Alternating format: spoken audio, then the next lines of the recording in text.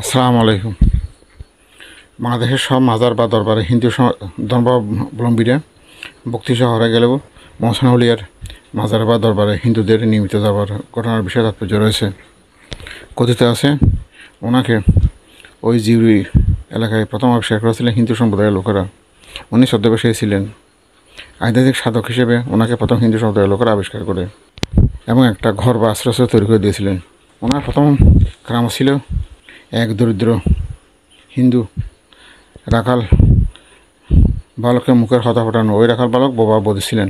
পরবর্তী পর্যায়ে ওনার মাজাবার অজমারা সঙ্গ নদীর ভাঙানো কবলে পড়লে উনি আনোয়ারা তথা কর্ণফুলী বড় উঠানের এক প্রভাবশালী মুসলিম জমিদারকে সাম্রাজ্যকে জানান।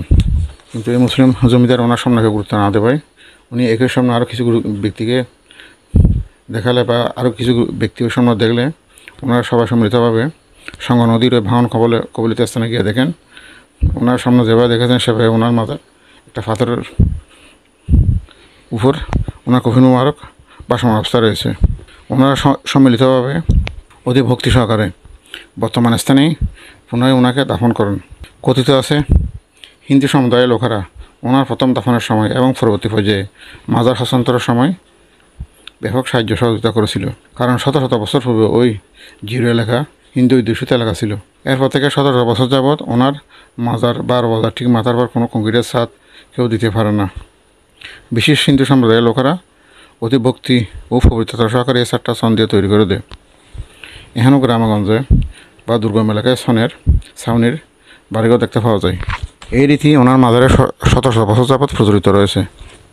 বৃহত্তর চট্টগ্রাম বৃহত্তম নোয়াখালী অঞ্চলের হিন্দু সম্প্রদায়ের লোকেরা ওনার মাজারে নিয়মিত আসা যাওয়া করে। ওনার ওঠার সময় হাজার হাজার হিন্দু সম্প্রদায়ের লোকের আগমন ঘটে।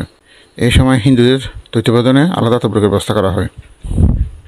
উনি 886 হিজরি 72 বাংলা 1464 সনে ইয়েমেনের এক সম্ভ্রান্ত পরিবারে জন্মগ্রহণ করেছিলেন বলে জানা যায়। ডক্টর মোহাম্মদ এনামুল হকের পূর্ব পাকিস্তান ইসলাম নামক গ্রন্থে ওনার 1397 খ্রিস্টাব্দে ওনার ওফাতের উল্লেখ রয়েছে।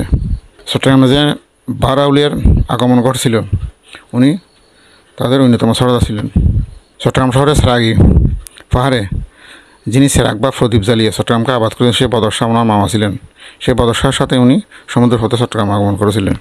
উনি যে পাথরে করে সমুদ্রের পথে চট্টগ্রাম আগমন করেছিলেন সেই পাথর এখন ওনার মাজারে বিদ্যমান রয়েছে। ধন্যবাদ।